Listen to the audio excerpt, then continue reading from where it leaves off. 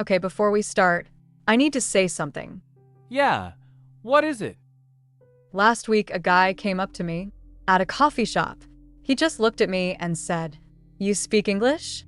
And I said, "Yeah." And he goes, "Teach me." Wait, like a stranger? A complete stranger. We sat there for 2 hours. And Jake, it broke my heart a little. Why? Because he kept saying sorry. Every time he made a mistake, he would stop, look down, and say, sorry, my English is bad. And I kept thinking, no, your English is not bad. Your fear is loud. Wow. And that's why I wanted to do this today. Because I think so many people feel like that guy. They know things. They've studied. But the moment they open their mouth, something just breaks. Yeah. Something just shuts down. Exactly. And nobody talks about that part. Everyone talks about grammar, vocabulary, tenses. But nobody talks about the fear, the embarrassment, the moment your brain just leaves. Okay, so, can I be honest right now? Please. That happened to me. Like, not long ago. Tell me. I was in a meeting, and I knew exactly what I wanted to say. I had the words. I had the idea. But the second it was my turn to speak, I forgot everything. Like gone. Blank. And what did you do? I just said, "I agree with what she said," and sat down. Oh no. Yeah. And the thing is, I didn't agree. I had my own opinion. But I was so scared to say it wrong. I just didn't say it at all. That's the real problem right there. That moment. That's what this whole conversation is about. So what is it? Like, why does that happen? Okay, so this is interesting. And I'm not a scientist or anything. But from everything I've read and experienced, your brain does this thing. When you're stressed or scared, it switches into survival mode. Survival mode. Yeah. And in survival mode, your brain doesn't care about vocabulary. It doesn't care about grammar. It just wants you to be safe. So it kind of shuts down the language part. That's actually wild. Right? And the crazy thing is, it doesn't matter how much you've studied. If your brain is scared, that will forget. Every time. So it's not about being smart or dumb. No. It has nothing to do with that. The guy at the coffee shop, he was sharp. He was funny. In his language, you could tell he was confident. But the second he had to switch to English, it was like watching someone try to walk with their shoes tied together. That's a good way to put it. And I think that's what people don't understand. Learning English isn't just about putting words in your brain. It's about teaching your brain to feel safe using them. Okay, that actually makes sense. But how do you do that? Well, that's the whole conversation today. But first, can I ask you something weird? Yeah, what happened? When did you first feel like English was, I don't know, scary? Okay. So, I grew up watching English movies. Cartoons. I love them. And I never felt scared then, because nobody was watching me. I was just in it, you know? Yes. But the first time someone actually asked me to speak English out loud, I was maybe 12, and I said something wrong, and people laughed. Oh. And I know they weren't being mean. They were kids. But after that, I just stopped trying in public. I would still watch movies, still listen, but speak? No way. That one moment, one laugh, and it changed everything. Isn't that crazy? It's not crazy at all. That's how the brain works. One bad experience, and it builds a wall. Every time after that, when English comes up, the brain goes danger. Don't do it. Remember what happened. So my brain is still 12 years old in English class? Kind of, yeah. And you're not alone. I've talked to so many people who have this exact story. One embarrassing moment. One person who corrected them harshly. One teacher who made them feel stupid. And boom. That's it. The wall goes up. So what do we do about the wall? You don't break it. You don't fight it. You just slowly make it feel safe. You trick the brain a little. Trick it how? Okay, so here's something that actually works. And it sounds too simple, but it works. You start talking to yourself. Like, out loud? Out loud. In English. Just narrate your day. Like you're in a movie. That's so weird. I know, but here's why it works. There's no one to judge you. There's no pressure. Your brain starts connecting English to safety instead of danger. You're basically retraining it. So like, I am making coffee. The coffee is hot. Ah, yes, exactly like that. And it feels stupid at first, but after a few days, it starts to feel normal. And when it feels normal at home, it becomes easier outside too. Huh. I never thought about it that way. Most people don't, because everyone teaches English like it's math. Like, here are the rules. Memorize them. Use them correctly. But language doesn't work like math. Language works like feeling. Feeling. Yeah, you don't think about your first language before you speak it. You just feel it. And that's what you want to get to with English, where it just comes out, without the thinking in the middle. But isn't that something that only happens after years and years? Not necessarily. I mean, fluency takes time, yes, but that natural feeling, you can get there faster than you think, if you change how you practice. Okay, tell me more about that. Because I feel like I've been studying English my whole life, and I still feel like a beginner sometimes. Okay, so this is the thing, and I'm going to be real with you. Most people study English the wrong way. Wrong way how? They study English to know English, instead of studying English to use English. Wait, say that again. They focus on knowing, on memorizing, on understanding every rule, but they never practice using it, actually using it, in real situations, with real pressure, with real people. So like, you could read 1,000 grammar books. And still freeze when someone says, "Hey, how are you?" in a real conversation. Yes, because you know the rule, but your mouth doesn't know what to do with it under pressure. That's me. That is literally me. And it's most people. And then they feel bad about themselves, like something is wrong with them. But there's nothing wrong. They just practice the wrong skill. So what's the right skill? Speaking. Actually speaking. Out loud. With someone. With discomfort. With mistakes. With all of it. But that's the scary part. Exactly. And that's why nobody does it. Everyone avoids the scary part. But the scary part is the actual training. Like, if you want to get stronger, you have to lift heavy things. You can't just watch videos about lifting. Yeah. You can watch all the gym videos you want. And your arms are still noodles. Yes, English is the same. You have to speak. Even badly. Even wrong. Even embarrassingly. That's the only way. So you're saying mistakes are good? Mistakes are necessary. Mistakes are literally how the brain learns. Every time you say something wrong and then realize it's wrong, your brain remembers. It files it away. Next time, it does better. But if you never make mistakes because you never speak, your brain has nothing to work with. That's actually a really different way of thinking about it. And it's the truth. The people who learn English fastest, they're not the smartest. They're the least embarrassed. Wow. I'm serious. The people who just say things, wrong things, right things, mixed up things. They progress so fast because their brain is getting so much information so quickly. Every mistake is data. Every mistake is data. I like that. Yeah, write that down. Or, remember it. Don't write while driving. I'm not driving right now. Good. Okay, so let me ask you this. When you think about speaking English, what's the first feeling that comes up?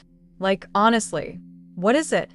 Honestly, it's like, I don't know, embarrassment before it even happens. Like I feel embarrassed before I even say anything. Pre-embarrassment. Is that a word? It is now. But yeah, It's like my brain already imagines the worst. The person looking at me weird, or not understanding me, or laughing. So it just says, don't bother. And that imagination is more powerful than reality. Because in reality, most people are kind. Most people appreciate the effort. Most people aren't judging you the way your brain thinks they are. Yeah, I know that logically. But in the moment, it doesn't feel that way. Because feelings aren't logical. Feelings are fast and old. Like your feelings about English were formed when you were 12. They don't know it's 20 years later and you're an adult who actually speaks quite well. I don't know about quite well. Jake, you're speaking English right now. You've been speaking it for an hour, naturally, without stopping to think about grammar. Does that feel like someone who's bad at English? Well, I mean, with you it's different. Why? Because I feel safe with you. And there it is. There's the secret. You feel safe, so your brain lets you speak. Imagine feeling that safe with everyone. That's the goal. Okay, but how do you build that? That sense of safety? With strangers? Slowly, really slowly. You can't rush it, but you can build it. And one of the best ways is exposure. Controlled exposure.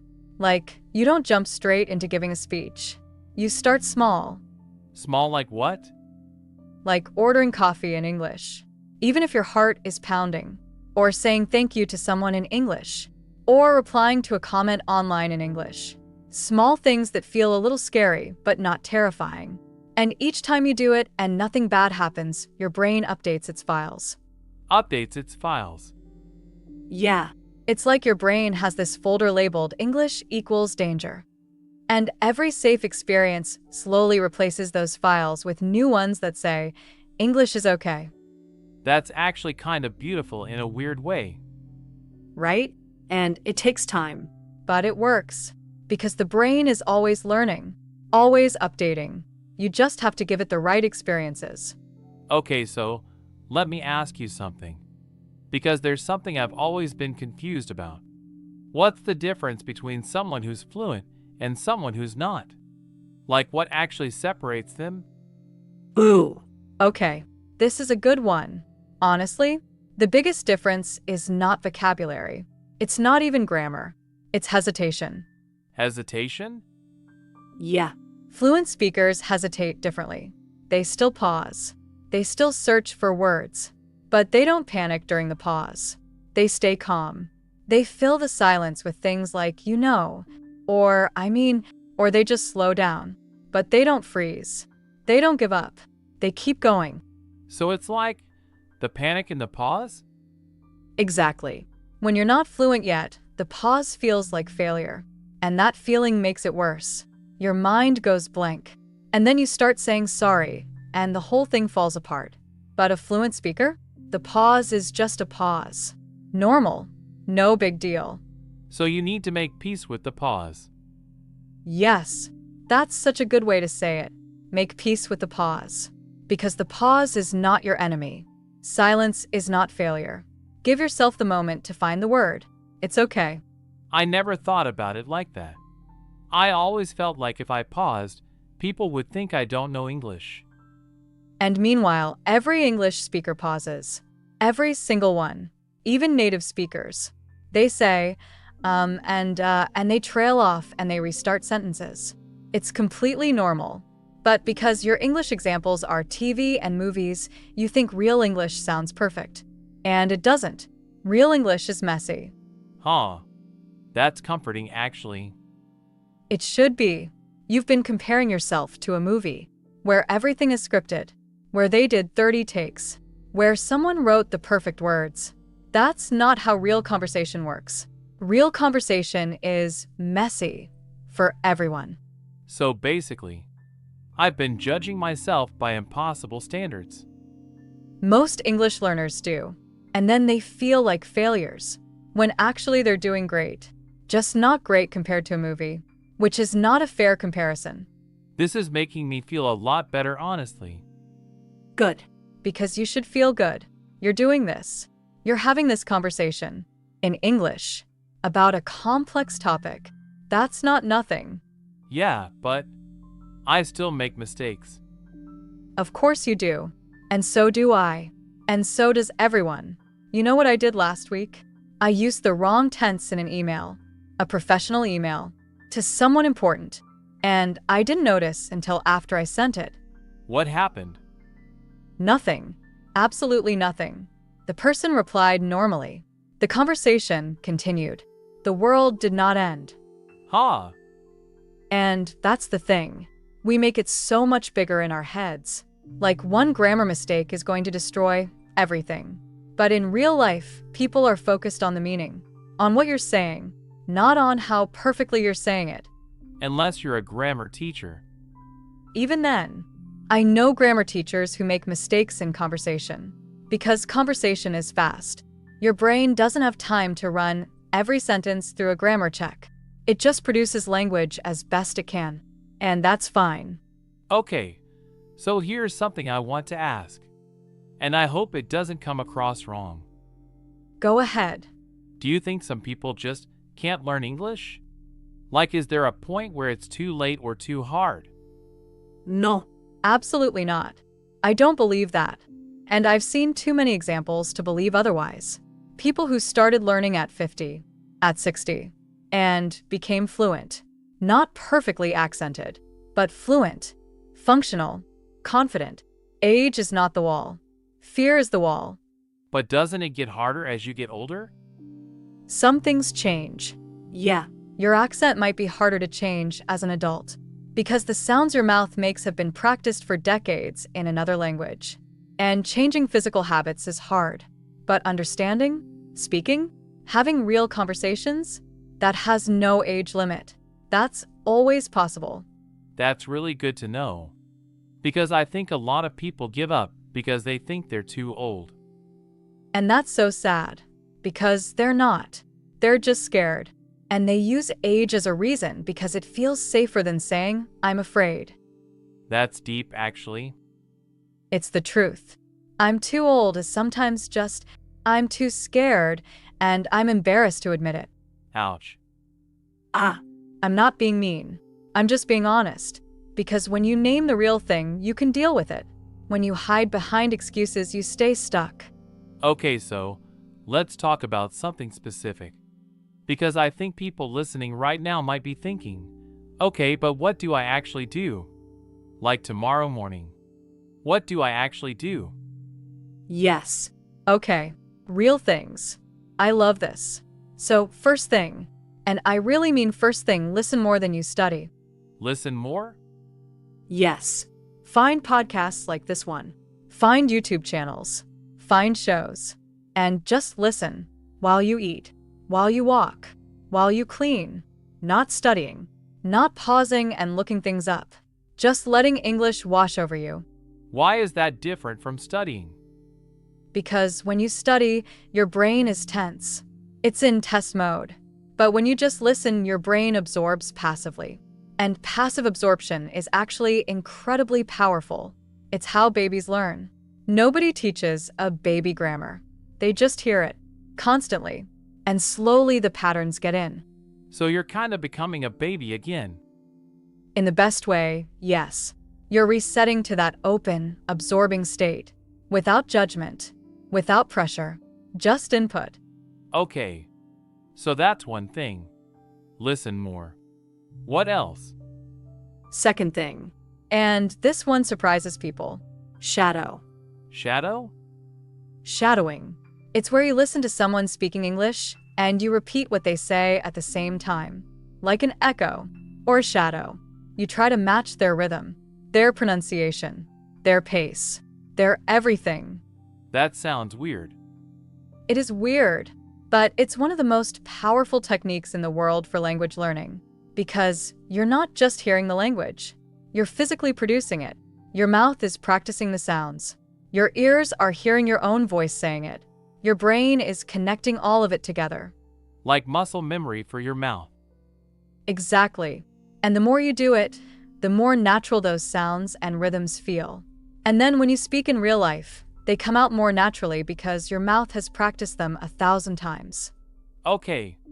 I kind of want to try that. You should. Even 5 minutes a day. Find a podcast. Find a scene from a show. Listen once. Then play it again and shadow it. Don't worry about being perfect. Just follow along as best you can. And the third thing? Third thing, find one real human to speak with. One. Just one person. Could be a friend, a language partner online, anyone. And commit to speaking English with them regularly. Not texting. Speaking. Because texting is too easy? Too easy and too slow. When you text, you have time to think, to edit, to look things up. That's useful sometimes. But it doesn't train the real skill. The real skill is your mouth working in real time, with no editing. That's what you need to practice. And what if you make mistakes in front of that person? They're your language partner. Making mistakes is the whole point. You're supposed to make mistakes. And they make mistakes too. It's a safe space. That's why one person is so important, because it's less scary than a group. You can relax, you can mess up, and you can both just keep going. I actually have a friend who wants to practice English too. We've just never done it. Set a time this week. Literally this week. Not someday. This week. Because someday is the most dangerous word in any learning journey. Someday means never. Someday almost always means never. We say it to feel good about the idea without doing the scary part. But your brain doesn't learn from ideas. It learns from doing. Okay. This is real. This is practical. I like this. Good. And can I add a fourth thing? Yeah, please. Read out loud. Anything. Even a menu. Even subtitles on a show. Even a random article. Read it out loud. Because reading silently is a completely different skill from speaking. Reading out loud connects your eyes and your brain and your mouth all at once. And again, it's practice. Comfortable, pressure-free practice.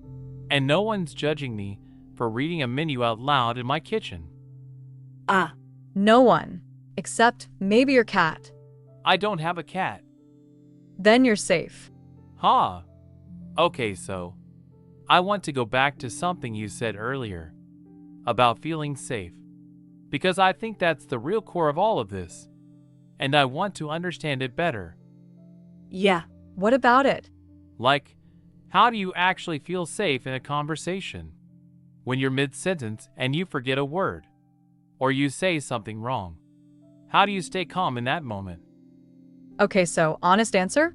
You don't always. Sometimes I still feel the panic. Even now, like my heart speeds up, my mind goes a little blurry, and I have to do something. What do you do? I slow down, like physically slow down my speech. And I say something like, wait, let me think about that, or how do I say this, or just And those little phrases do something important. They buy you time, and they signal to the other person that you're still there. You're still talking. You just need a second. So you don't apologize? I try not to, because apologizing sends a signal. It tells your brain and the other person that something went wrong. But nothing went wrong. You just needed a moment. Everyone needs moments. You're allowed. Wow. I always apologize immediately. Like the second I pause, I say sorry. And that habit actually makes things worse, because you're confirming the fear. You're telling yourself, yes, this is bad. But instead, if you just pause calmly, you're telling yourself, this is fine. I'm fine. I just need a second. So fake it till you make it, kind of? Sort of, but not fake. It's more like practice the calm before you feel it, because the calm becomes real the more you practice it. You start to genuinely believe the pause is okay, because you've survived it 100 times. You've survived the pause. Yes. The pause didn't kill you. The mistake didn't kill you. The conversation went on. And slowly your brain learns that. And the panic gets smaller each time. Okay, I want to ask you something kind of personal. Like, you seem so confident with language. Were you always like this? Oh, absolutely not. No. I was really bad. Really? Jake, I used to write down what I was going to say before making a phone call in English. Like the whole conversation. On paper. Huh? Seriously? Completely seriously. Because I was so scared of going off script, of someone saying something unexpected and me not knowing what to say. So I would plan every possible thing they could say and what I would respond. That's actually kind of genius in a stressful way. It was very stressful, and it kind of worked until they said something I hadn't planned for. And then I would just panic anyway. So what changed? Honestly, I just had one experience that forced me. I was in a situation where I had to speak. No choice. No procrastination. And I just did it. And it was terrible. And the world didn't end. And I thought, oh, okay, that wasn't so bad. One forced experience changed everything? One was the crack in the wall. And then every experience after that widened the crack a little more. And now the wall is mostly just a small bump. Not gone completely, but manageable. That's really honest. Thank you for saying that. Of course. Because I think people who say, oh, I was never scared of English are either very lucky or not being completely honest. Fear is a normal part of learning something real, something that matters to you. If it didn't matter, you wouldn't be scared. So the fear is actually proof that you care. Yes, that's exactly it. If you're scared, it means English matters to you. It means you want to do it right. That's not a bad thing. You just have to learn to carry the fear without letting it drive. Carry the fear without letting it drive. That's like quote-worthy. Put it on a mug. I might actually. Okay, but seriously, I want to say something about this because I feel strongly about it. People spend so much time and energy being ashamed of where they are in their English journey. And I understand why. The world can be really unkind about accents, about mistakes, about broken English. Yeah. People judge. They do. And that's not okay. But here's the thing. Your accent is not a flaw. Your accent is your history. It's where you're from. It's your identity. And no language learner should be ashamed of their accent. Communication is about connection, not perfection. I really wish someone had told me that a long time ago. Me too. Because so many people spend years trying to get rid of their accent, as if the accent is the problem. And it's not. The accent is fine. The communication is what matters. Are you being understood? Are you connecting? That's success. I've had people make fun of my accent. I know. And that hurts. And I'm sorry that happened. But those people, that's about them. Not about you. People who mock accents are usually just showing their own smallness, their own fear, their own insecurity about something. Yeah. I try to remember that. It's hard in the moment. I know. Because the comment lands and it hurts. And your brain files it away with all the other scary English memories. But you have to actively choose not to let it define you. How do you do that? Actively choose not to let it define you. Honestly, you replace the story. The story your brain tells about who you are in English. You slowly replace it with evidence.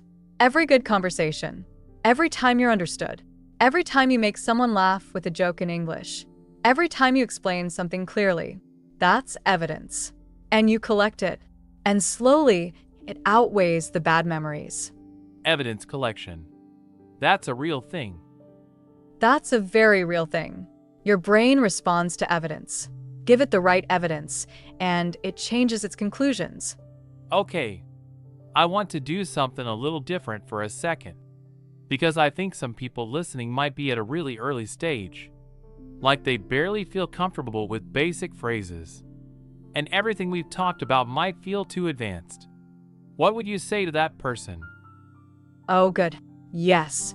So to that person, I would say first, you're already further than you think. If you can understand this conversation right now, that's not nothing. That's real. A lot of people think they understand nothing, and then they sit down and actually listen, and they understand way more than they expected. That's true, actually. Because comprehension usually comes before speaking. Way before. Most people can understand English at a level much higher than they can speak. And that's normal. And it means your foundation is already there. You just need to build the speaking on top of it. So where do they start? They start with phrases, not vocabulary lists, not grammar rules. Phrases. Real phrases that real people actually use. Like, how are you? And what do you think? And I'm not sure, but. And can you say that again? These are the building blocks, and you use them so often that they become automatic. They don't go through the thinking part of your brain anymore. They just come out. Like bypassing the panic. Exactly. And once you have 20 or 30 of those automatic phrases, conversations become so much easier. Because even if you don't know a specific word, you have phrases to keep things moving. I don't know the word in English, but is itself a perfect phrase. It tells the person you're still in the conversation. You're still trying. And most people will help you find the word. Most people are actually helpful. Most people are wonderful when they see you trying. The effort matters so much. Nobody expects perfection. They just want to connect. And when you show that you're trying, they meet you halfway. Almost always. I think I've been assuming the worst about people. Most of us do. Our brain imagines the harsh judge, the person rolling their eyes, the laughter. But in real life, most conversations end with the other person smiling and saying, "Wow, your English is really good." Even when it wasn't perfect. Because they're not grading you. They're just talking to you. There's no grade, no teacher, no red pen. Just two humans trying to understand each other. That's such a simpler way to think about it. That's what it really is. Strip away all the anxiety and expectation, and that's all a conversation is. Two humans trying to understand each other. Okay, I want to bring up something that I feel like a lot of people deal with. And it's maybe a little embarrassing to admit, but I think it needs to be said. Go on. Sometimes when I'm speaking English and I can't find the right word, I mix in words from my own language, like mid-sentence. And then I feel terrible about it. Okay, first of all, don't feel terrible. That has a name. It's called code switching, and it's completely normal. And it doesn't mean you failed at English. It means your brain is doing its best to communicate, and it grabbed the closest available word. Code switching. Okay, so it's a real thing. A very real thing. And bilingual and multilingual people do it all the time. Even between languages they know really well. Because the brain doesn't have a strict file system. It just reaches for the fastest available word. And sometimes the word in your language comes up faster.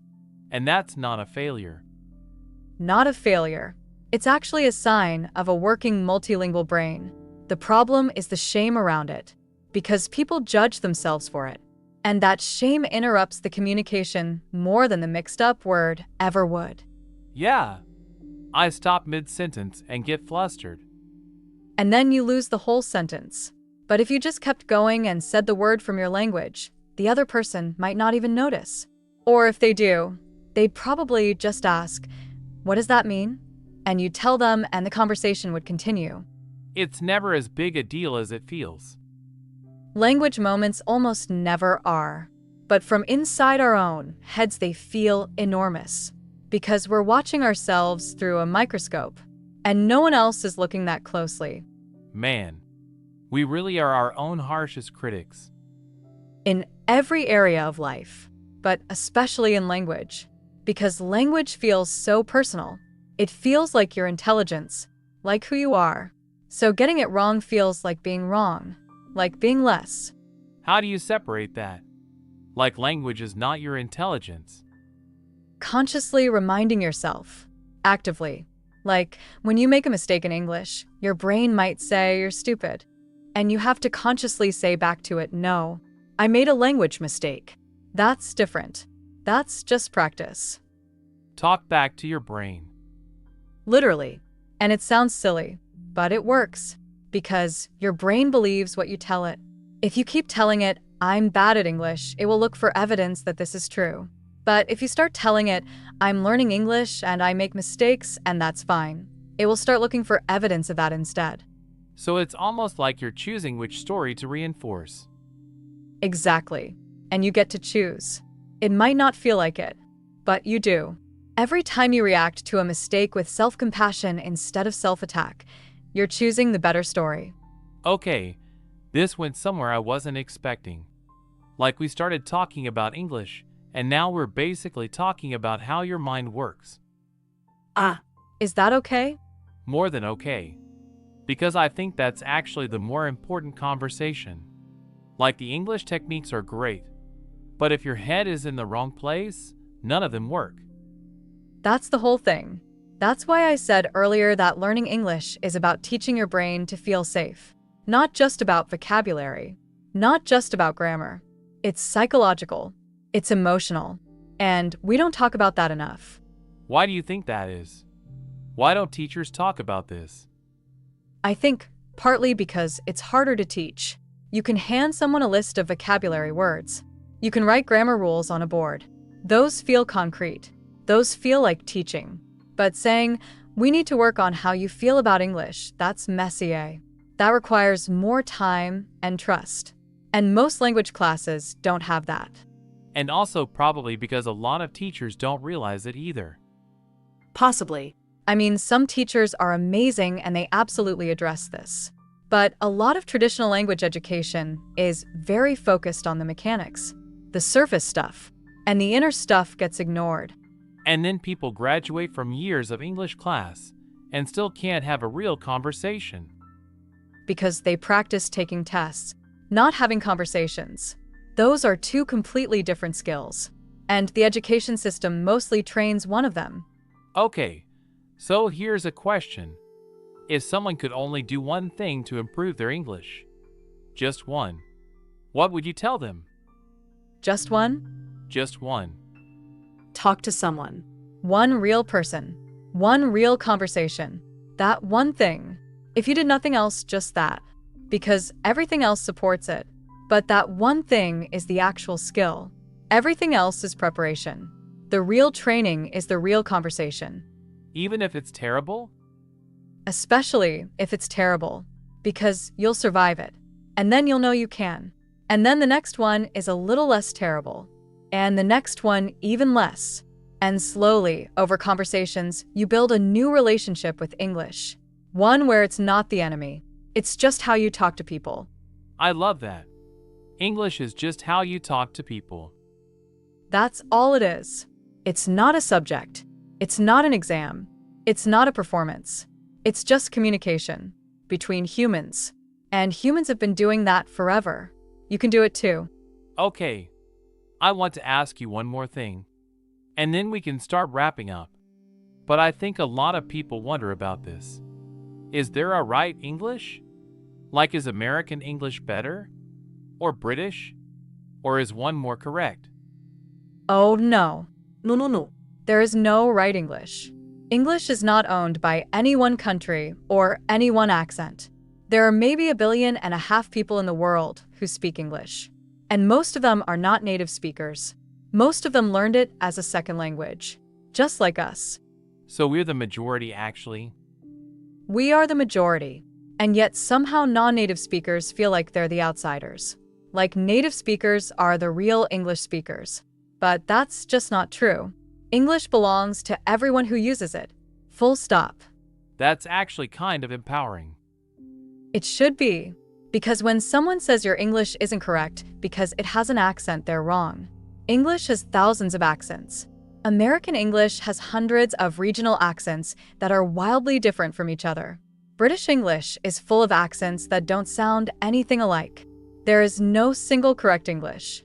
There's just communication. So the goal isn't to sound like someone from a specific place. The goal is to be understood and to understand. That's it. If you can do that, your English is successful, regardless of how it sounds. I feel like this conversation has genuinely changed something for me. Yeah?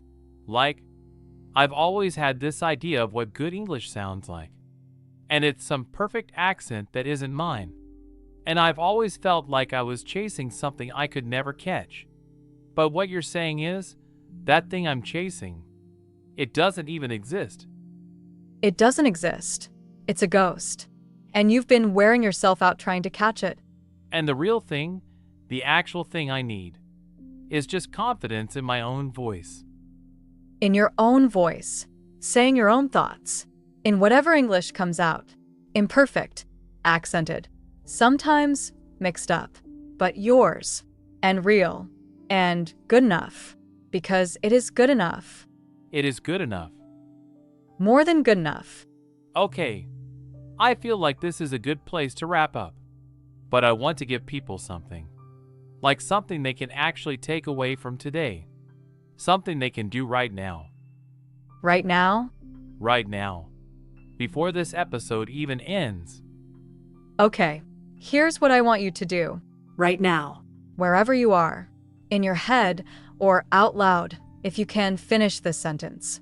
In English, today I feel just that one tiny sentence. Say it. Say something. Any word, any feeling, just English. Right now. Today I feel hopeful. Perfect. See? That's English. That's real. That's yours. And that's enough to start. That's enough to start. And tomorrow, say 2 sentences. And the day after that, 3. And in a week, you'll be surprised how much your mouth has loosened up. How much easier it feels. Because you practiced. Every day. A tiny little bit. And tiny adds up. Tiny adds up. Always. That's the real secret. Not a huge study session once a month, but a tiny bit every day. Every single day. Even if it's just 1 sentence. Keep the channel open. Keep the channel open. Your brain needs to know English as part of your daily life. Not something you do before an exam and then forget. It needs to be part of your routine. Your breakfast. Your commute. Your evening. Everywhere. Not all day intensely. Just present. Just available. Just real. And over time, it becomes natural. Over time, and this is the truth, it just becomes part of you. You stop translating. You stop checking. You stop being scared. And you're just speaking. And you won't even notice when it happens. One day you'll be in a conversation, and you'll realize you haven't thought about grammar in 10 minutes. And that's it. That's the moment. That's what everyone is working toward. And that moment is possible for everyone. For everyone. No exceptions. The people who think it's not possible for them are the people who haven't found the right way in yet. But the way in exists for every single person. It might look different, but it's there. I believe that. Me too. Okay, so, final thought. From each of us. You first. Okay. My final thought is this. English is not the mountain. Fear is the mountain. And mountains can be climbed. Not in a day. Not easily. But step by step. One conversation at a time. One brave sentence at a time. And every single step is worth it. Because what's waiting on the other side is connection. Real connection with people all over the world. And that is the most human thing there is. That's beautiful. Your turn. Okay. My final thought. I'm not bad at English. I'm not too old. I'm not too late. I'm just a little scared. And scared is okay. And I'm going to try anyway. Because trying imperfectly is better than not trying at all. And if I mess up, that's just data. And I'll do better next time. That's it. That's everything. Huh? Was that okay? That was perfect. Even the imperfect parts? Especially the imperfect parts. Okay, so, to everyone who listened today, thank you. Seriously, this stuff is real. This stuff is hard. And the fact that you're trying, that you're sitting here listening to an English podcast and working through this, that's huge. That's already brave. You're already doing it. You already are. We believe in you. Not in a cheesy way. In a real way. Because we've both been exactly where you are. And we got through it. And you will too. And if you want to keep going with us, we'll be here. Every week. Just real talk. Real English. Real stories. No lectures. No tests. Just this. Just this. Stay curious, stay brave, and talk to someone today, even if it's just yourself. especially if it's just yourself. See you next time. See you next time.